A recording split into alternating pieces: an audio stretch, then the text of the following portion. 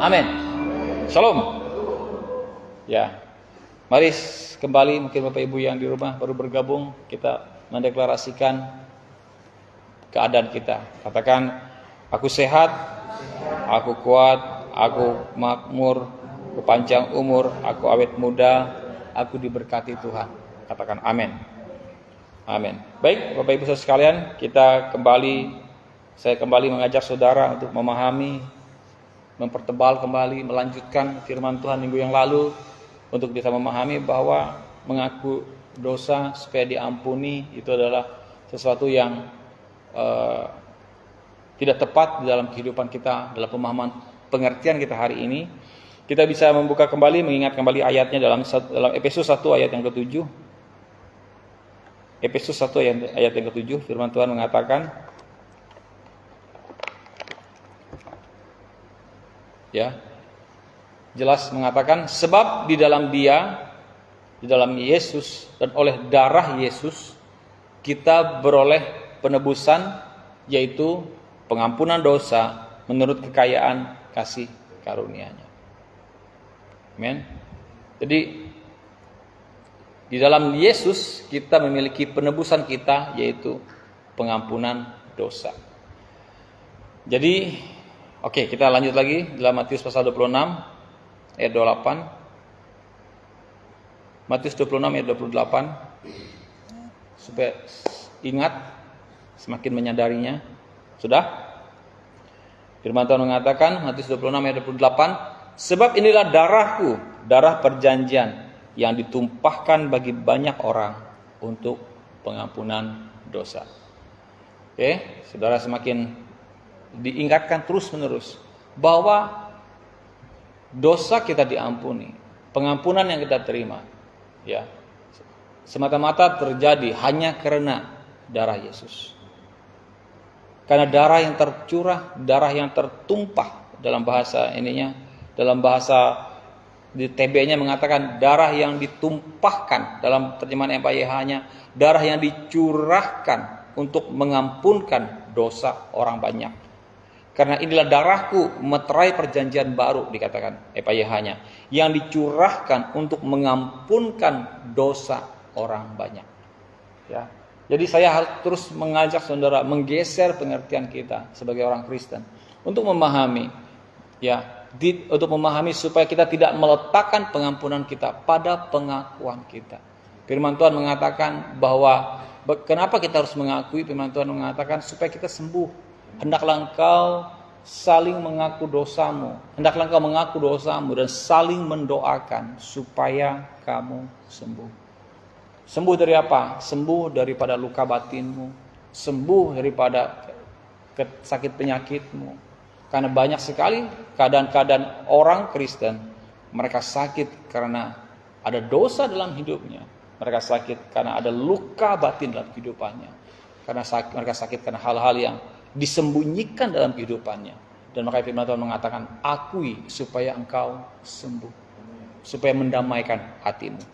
Nah, saya akan terus mengajak saudara untuk memahami bahwa jikalau kita mengaku supaya diampuni, itu semacam seperti memberi kuasa kepada dosa dan menuju kepada kematian. Ya, orang yang minggu lalu saya mengatakan, jikalau kita mengaku supaya diampuni, kita sebetulnya sedang menaruh diri kita kembali ke bawah hukum Taurat. Ya. Padahal justru hukum Taurat, karena hukum Taurat itulah kita mengenal dosa. Artinya apa? Dan firman Tuhan mengatakan dosa, upah dosa itu adalah maut atau kematian. Jadi secara tidak langsung ketika kita menaruh mindset cara berpikir atau kesadaran pengertian kita kepada kalau kita mengaku dosa agar kita diampuni, itu kalau kita mengaku dosa agar diampuni, itu sebetulnya seperti memberi kuasa, ya, kepada dosa. Terus-menerus bekerja dalam hidup saudara dan menuju kepada kematian. Dampak daripada dosa itu adalah maut atau kematian. Nah, kita lihat ayatnya dalam 1 Korintus 15 ayat 56. 1 Korintus 15 ayat 56.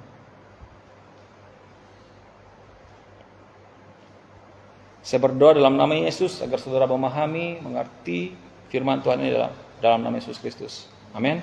Yang di rumah, setiap orang yang mendengar mungkin mengikuti secara langsung siaran ulang lewat YouTube atau Facebook. Saya berdoa dalam nama Yesus agar kau memahami, mengerti apa yang firman Tuhan maksudkan untuk kita pada pagi hari ini. Pada pagi hari ini. Ya. Di ayat yang 55, hai maut, di manakah kemenanganmu? Hai maut, manakah sengatmu? Sengat maut ialah dosa. Ya, sengat maut ialah dosa. Jadi saudara bisa membayangkan nggak binatang yang punya sengat? Ya, ya, tahu ya sengat ya? Kayak buntutnya gitu atau di mulutnya gitu kan? Kalau dia menyengat, itu lalu bengkak atau ada yang mati, keracunan atau apa.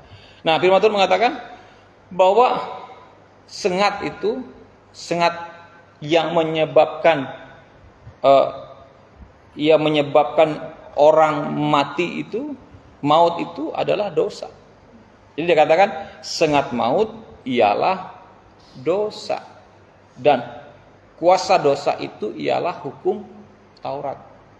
Jadi kalau kita membuat urutannya adalah hukum Taurat, karena hukum Taurat kita mengenal dosa, karena kita berdosa maka kita mengalami kematian. Paham ya? Minggu lalu saya mengatakan, jikalau kamu menaruh hidupmu berdasarkan atas mengaku supaya diampuni, kamu berarti berada di bawah hukum Taurat. Nah, ketika kau berada di bawah hukum Taurat, otomatis apa, Bapak Ibu saudara sekalian? Maka hukum Taurat ini akan menggiring kau kepada hidup dalam dosa. Menyadari dirimu akan berdosa. Dan akibatnya, dampaknya adalah kematian. Makanya hari ini saya mengatakan bahwa jikalau kita mengaku supaya diampuni, itu seperti memberi kuasa kepada dosa, ya, untuk membawa kita menuju kepada kematian. Jadi kita harus menggeser pemahaman kita, ya, untuk kita terus bertambah memahami, mengerti. Nah, dalam terjemahan EPYH-nya mengatakan seperti ini, hai maut, mana kemenanganmu? Mana sengatmu? Ya. Hai maut, mana kemenanganmu? Mana sengatmu? Karena dosa, yaitu sengat yang mengakibatkan kematian, mengakibatkan maut, akan lenyap semuanya. Dan hukum Taurat yang menyatakan dosa kita tidak lagi menghakimi kita. Bahkan Bapak Ibu saudara sekalian, kalau sudah menemukan beberapa ayat Alkitab mengatakan bahwa hukum Taurat itu tidak lagi berkuasa atas diri saudara dan diri saya. Kita tidak apa ya? Sebetulnya tidak menyadari selama ini bahwa kita tuh sebetulnya telah hidup menaruh diri kita ke bawah kuasa hukum Taurat. Tetapi firman Tuhan mengatakan bahwa hukum Taurat itu sebetulnya tidak berkuasa lagi atas dirimu dan diri saya. Ketika kita menaruh semua pengharapan kepercayaan kita, iman kita kepada Yesus Kristus, kepada kasih karunia Tuhan, bukan kepada perbuatan, usaha dan upaya kita. Katakan amin. Amin. Nah, jadi saudara bisa memahami ini. Nah, kenapa dia katakan hai maut, di manakah sengatmu, di manakah kemenanganmu? Karena apa? Karena maut itu telah ditelan dalam kemenangan Tuhan. Ya. Maut telah dikalahkan. Ya. Maut sudah tidak berkuasa lagi di dalam kehidupan kita. Ya. Kita lanjut lagi ke dalam Roma 6 ayat 14. Roma 6 ayat 14.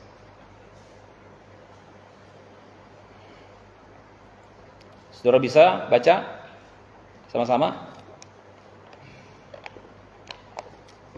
Sebab 1, 2, 3, kalau sudah dapat 1, 2, 3, sebab kamu tidak akan dikuasai lagi oleh dosa, karena kamu tidak berada di bawah hukum Taurat, tetapi di bawah kasih karunia.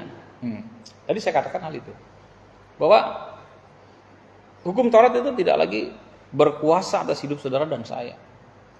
Dan karena kita tidak berada di bawah kuasa hukum Taurat, maka firman Tuhan mengatakan dosa pun tidak berkuasa atas diri kita. Amin. Nah, dalam terjemahan EPYH-nya mengatakan dosa tidak perlu lagi menguasai saudara. Sebab sekarang dosa tidak lagi terikat oleh hukum Taurat sebagai hamba dosa, melainkan telah bebas, ya. Sebab sekarang saudara dikatakan tidak lagi terikat oleh hukum Taurat sebagai hamba dosa, melainkan telah bebas di dalam kasih dan kemurahan Allah. Kenapa dikatakan bahwa kita itu tidak terikat oleh hukum Taurat? Karena kamu menjalani hidupanmu tidak didasari lagi oleh harus melakukan hukum Taurat, harus melakukan hukum ini. Tetapi saudara melakukannya didasarkan oleh karena engkau meresponi akan perbuatan Tuhan di dalam kehidupan. Katakan amin. Jadi jika kita mewajibkan diri kita mengaku supaya diampuni, ya Bapak Ibu Saudara sekalian, maka dosa akan berkuasa. Dosa akan memiliki kuasa, atau dalam bahasa Inggrisnya have dominion. Ya, maka dosa akan berkuasa atas Anda, atas dirimu. Saya ulang lagi, sebab kamu tidak akan dikuasai lagi oleh dosa, karena kamu tidak berada di bawah hukum Taurat, tetapi di bawah kasih karunia. Jadi artinya, ketika engkau menaruh dirimu di bawah hukum Taurat, maka dosa pasti, saya memastikan, akan berkuasa dalam kehidupanmu, akan berkuasa atas dirimu. Pertanyaannya, bagaimana caranya kita bisa menaruh diri kita di bawah hukum Taurat? Bagaimana kita bisa meletakkan diri kita under law, bukan under grace? Yaitu ketika kita menaruh pengertian kesadaran kita bahwa mengaku supaya diampuni. Oke? Karena saudara, kan prinsip hukum Taurat itu kan sangat jelas. Kalau kau melakukannya, maka kamu akan mendapatkannya. Itu hukum Taurat. Nah, kalimat mengaku supaya diampuni kan, kamu harus mengaku dulu supaya kamu diampuni. Ya kan? Nah, padahal dalam karya Yesus adalah you not do anything, kamu nggak bikin apa-apa, kamu udah diampuni. Ya kan? Dengan cara apa? By the blood of Christ. Ya, darah yang tercurah pour out from the cross. Darah yang tercurah dari salib jatuh ke bumi, drop, ya, menetes ke bumi ini, dan melalui itulah you receive your forgiveness. Engkau menerima pengampunan. Amin. Nah, jadi saudara bisa terus belajar, ya. Jadi bukannya mengatasi dosa, Bapak Ibu. Justru pengakuan yang salah kaprah seperti itu hanya akan memperburuk situasi kehidupanmu, karena akan memperkuat pengaruh dosa dan membuatnya semakin susah untuk engkau lawan. Oke? Jadi bukannya mengatasi dosa, tapi justru akan membuat engkau justru terperangkap terus ke dalam suatu kebiasaan untuk terus berbuat dosa. Contohnya seperti ini. Mindsetnya gini. Kan firman Tuhan mengatakan, misalnya kita pengertiannya gini, firman Tuhan katakan, jika aku mengaku dosa, maka aku diampuni. Ya nggak apa-apa lah bikin dosa, tinggal ngaku aja sama Tuhan. Kan diampuni Tuhan lagi. Sudah paham? Jadi akhirnya itu tidak membawa kita keluar daripada dosa, tapi justru membawa kita selalu terperangkap dalam perbuatan dosa, karena kita berpikir nggak apa-apa kita bikin supaya nanti kan kita akui sama Tuhan, kan tinggal Tuhan ampuni aja, tinggal gampang aja ngaku dan Tuhan ampuni. Seperti itu. Nah, jadi konsekuensi seperti ini yang kita harus buang dalam diri kita. Bahkan orang meniru aja orang yang mati tergantung di kayu salib yang di sebelah kanan Yesus, yang mengatakan, kan dia sudah mau mati tuh di titik darah penghabisan, di titik napas terakhir gitu kan. Dia bisa, Tuhan, ya, jangan lupakan aku. Maksudnya aku dosa aja waktu pas mau mati gitu. Iya, kalau kamu ingat. Misalnya seperti itu kan. Dulu kan saya bilang sama orang gitu, misalnya seperti itu, seperti apa? Ya kalau kamu ingat gitu kan. Nah, tapi sebetulnya konsepnya bukan juga seperti itu. Itu juga tidak tepat juga. Oke? Bapak Ibu, karena kita menerima pengampunan hanya semata-mata oleh karena darah Yesus. Ya. Jadi justru kalau kita hidup dalam pengertian pengakuan supaya diampuni, itu adalah sesuatu pengakuan yang salah kaprah. Ya. Sekali lagi saya terus berulang-ulang, setiap minggu saya katakan, saya tidak sedang melarang engkau untuk mengaku dosa. Oke. Tetapi tujuan dari mengaku dosanya ini yang saya sedang ubah cara memikirkannya. Ya, mengaku dosa bukan untuk tujuan menerima pengampunan Tuhan. Karena mengaku dosa dengan tujuan apa? Supaya engkau sembuh.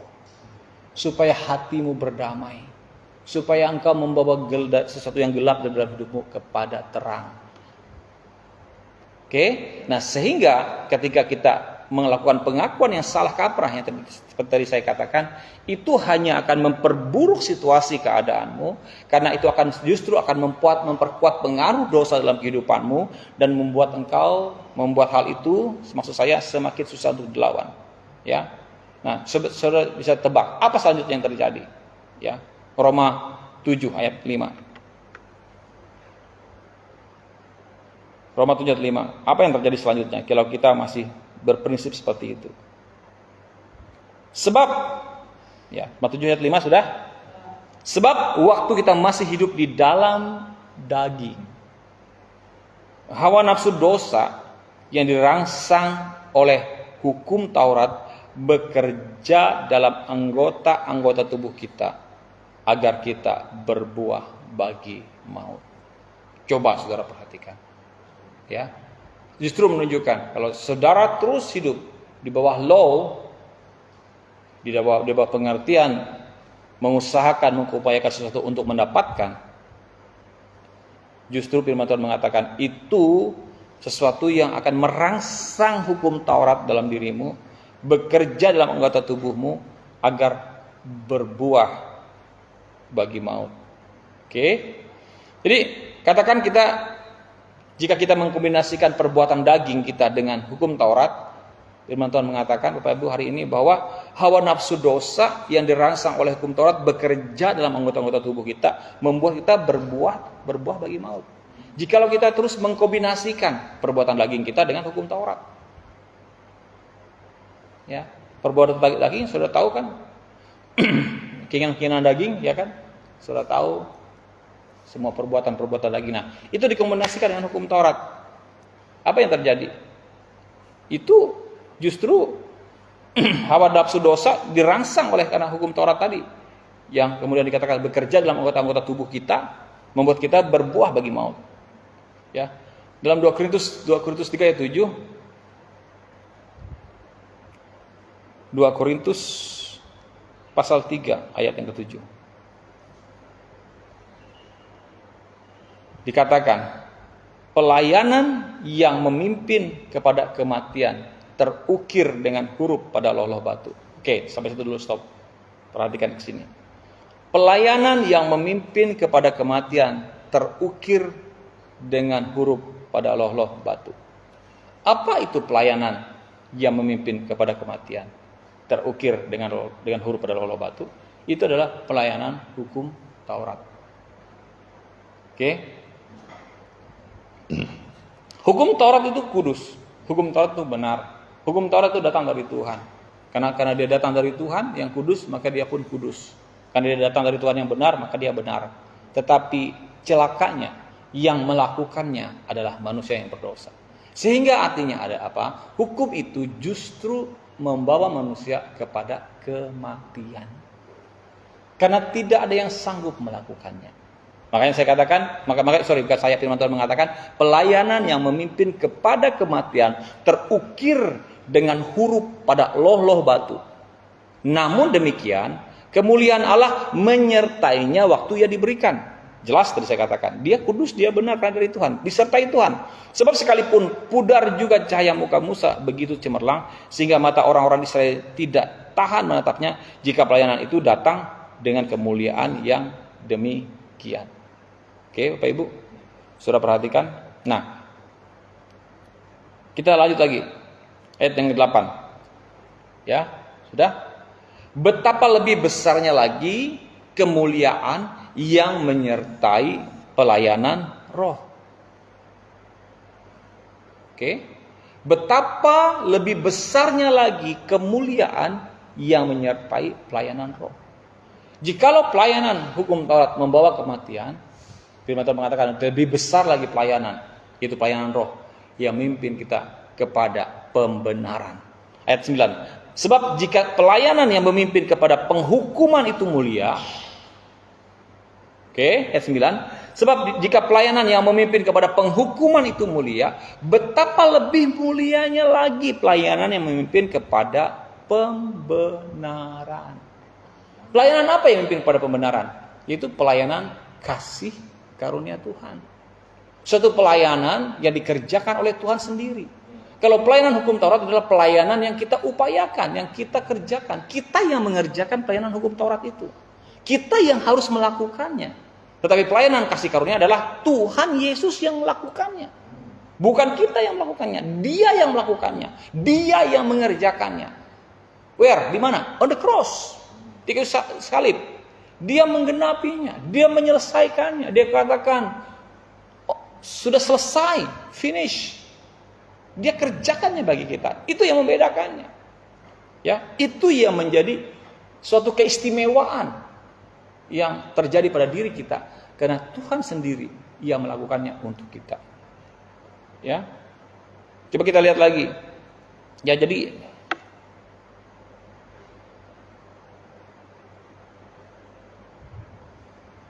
ayat 10, sebenarnya apa yang dahulu dianggap mulia jika dibandingkan dengan kemuliaan yang mengatasi segala sesuatu ini sama sekali tidak mempunyai arti. FAYH-nya, saya baca FAYH-nya saja. Kemuliaan yang pertama yang bersinar dari wajah Musa sebenarnya sama sekali tidak berarti kalau dibandingkan dengan kemuliaan perjanjian baru yang sangat menakjubkan. Oke. Kemuliaan yang pertama yang bersinar dari wajah Musa sebenarnya sama sekali tidak berarti kalau dibandingkan dengan kemuliaan perjanjian baru yang sangat menakjubkan. Ayat 11, FAYH, apabila cara lama yang akhirnya tidak berlaku itu penuh dengan kemuliaan surgawi, maka kemuliaan rencana Allah yang baru bagi keselamatan kita tentu saja jauh lebih besar sebab kemuliaan itu kekal. Amin. Nah, jadi hal ini kita bisa memahami bahwa seperti tadi saya katakan, jikalau kita mengkombinasikan perbuatan daging dengan hukum Taurat, hawa nafsu, dosa akan dirangsang oleh hukum Taurat bekerja dalam anggota-anggota tubuh kita. Ya. Nah, kemudian jikalau kita terus mengatakan mengaku supaya diampuni, ya, itu seperti semua pelayanan berbasis pada hukum Taurat. Dan pada akhirnya hanya membawa kita kepada kematian. Oke, sudah paham? Kita sudah melihat tadi bahwa kasih karunia, kemuliaan yang berikutnya, pelayanan yang berikutnya, mengatasi segala sesuatu, ya, menyelesaikan segala sesuatu.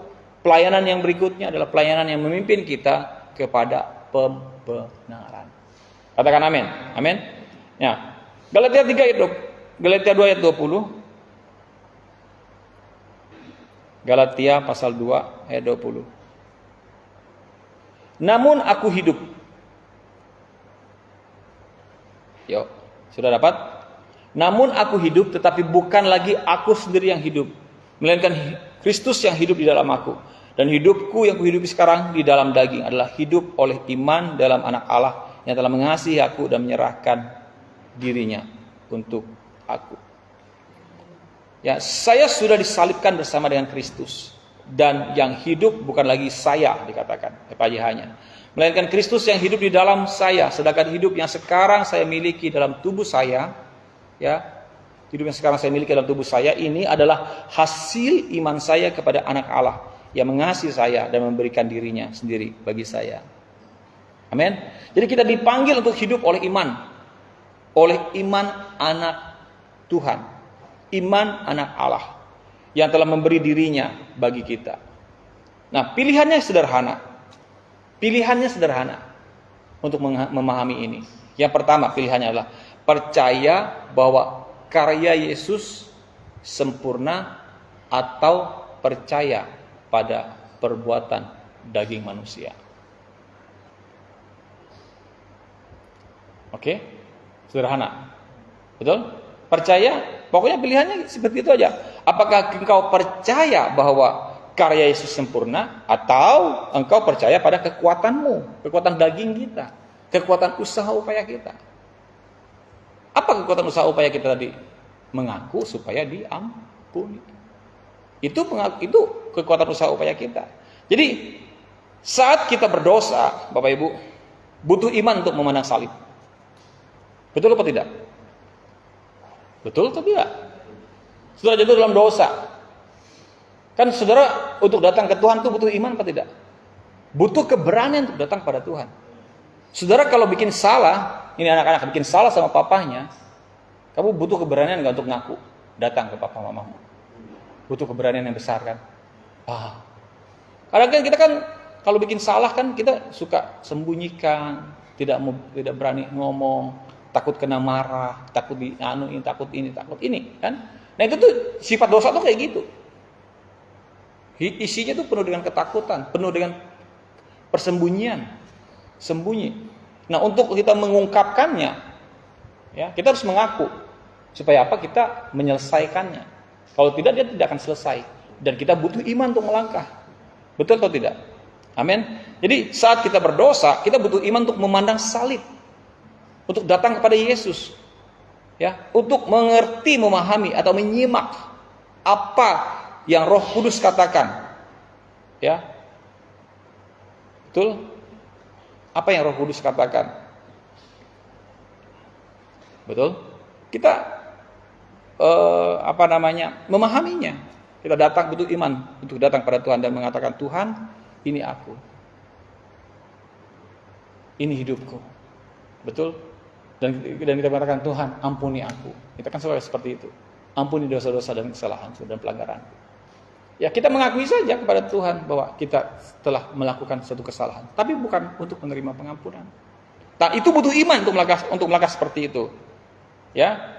Tetapi karena Yesus ya sudah melakukannya bagi kita, sehingga kita tetaplah menjadi orang yang dibenarkan Tuhan. Dan sehingga kita menjadi orang yang pasti menerima pengampunan. Karena apa? Karena pengampunan yang kita terima sudah kita terima jauh ribuan tahun yang lalu sebelum kita mengakuinya. Amin. Jadi kita butuh iman. Oke. Jadi untuk percaya bahwa kasih karunia Tuhan jauh lebih besar dari dosa kita, ya, kita butuh iman. Oke? Saudara perhatikan baik-baik. Kita butuh iman untuk percaya bahwa kasih karunia Tuhan jauh lebih besar dari dosa kita. Saudara butuh iman untuk percaya bahwa kasih karunia Tuhan adalah kekuatan kita untuk melawan ketidakbenaran, sehingga kita bisa pergi dan tidak berbuat dosa lagi. Titus 2 ayat 12. Titus 2 ayat yang ke-12. Oke. Titus pasal 2 ayat 12.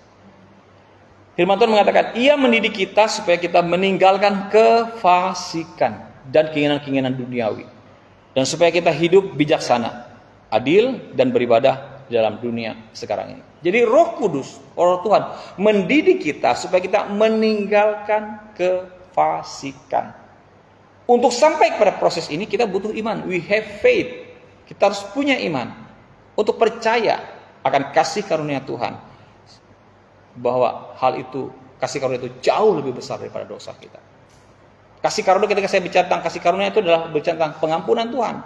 Artinya apa? Bahwa pengampunan Tuhan jauh lebih besar daripada kekuatan kita untuk melawan, ya, untuk melawan ketidakbenaran. Katakan amin. Nah, hal selanjutnya adalah, Bapak Ibu Saudara sekalian, saudara perhatikan, kita tidak butuh iman untuk merasa kotor dan tidak terampuni. Ya. Untuk merasa dirimu berdosa itu tidak butuh iman. Nggak perlu ada iman. Betul kan? Jadi dalam dosa, aku harus beriman bahwa aku adalah orang yang berdosa. Butuh iman apa tidak? Tidak perlu. Tetapi untuk engkau mengakui, mendeklarasikan dirimu, aku adalah orang benar, saudara butuh iman. Butuh keyakinan. You have changing your mind. Engkau harus memiliki pikiran yang berubah untuk engkau menyadari dirimu tidak berdosa. Untuk engkau menyadari dirimu sebagai orang benar. Tapi untuk menyadari dirimu sebagai orang yang berdosa, have faith. Kau tidak perlu punya iman. Iya kan? Tadi seperti saya katakan, aku harus beriman Tuhan. berikan aku iman supaya aku menyadari diriku adalah orang yang berdosa. Apa seperti itu? Kan tidak. Tidak seperti itu. Jadi kita tidak butuh iman untuk merasa diri kita adalah orang yang kotor, orang yang tidak terampuni, tidak perlu iman. Tidak butuh iman untuk percaya bahwa kita harus melakukan sesuatu untuk memperbaiki situasi melalui pengakuan. Tidak butuh iman. Ya, untuk kita mempercayai untuk percaya bahwa kita harus melakukan sesuatu untuk memperbaiki keadaan melalui pengakuan. Tidak perlu iman. Oke? Jadi apa saja yang bukan berdasarkan iman adalah dosa. Oke? Saudara paham maksud saya? Jadi kalau saudara kalau saya tadi katakan kalau engkau menyadari dirimu sebagai orang yang berdosa, ya, menyadari dirimu sebagai orang yang tidak terampuni, itu tidak butuh iman. Sedangkan firman Tuhan mengatakan Roma 14 ayat 23. Roma 14 ayat yang 23. Tetapi barang siapa yang bimbang kalau ia makan, ia telah dihukum karena ia tidak melakukannya berdasarkan iman. Dan sama-sama baca, segala sesuatu yang tidak berdasarkan iman adalah dosa. Jadi apa saja yang bukan berdasarkan iman adalah dosa. Oke, betul? Jadi letakkan pada tempatnya. Ya. Seperti ini. Saya pakai kalimat semacam kayak ekstrim banget ya. Sesuatu yang out the box. Jadi letakkan pada tempatnya apabila seseorang menaruh suatu keyakinan kepercayaan, mengaku supaya diampuni, itu adalah dosa ketidakpercayaan pada kebaikan dan kasih karunia Tuhan. Amin. Halo? Saya ulang. Jikalau kita ya mengaku supaya diampuni, itu adalah seperti dosa ketidakpercayaan kita pada kebaikan Tuhan, pada kasih karunia Tuhan yang sudah Tuhan berikan pada kita. Oke, jadi letakkan pada tempatnya. Mengaku supaya diampuni adalah suatu dosa ketidakpercayaan. Yaitu ketidakpercayaan kepada apa? Kepada kebaikan dan karunia Tuhan. Katakan amin. Amin. Karena engkau diampuni semata-mata only by blood of Jesus. Amen.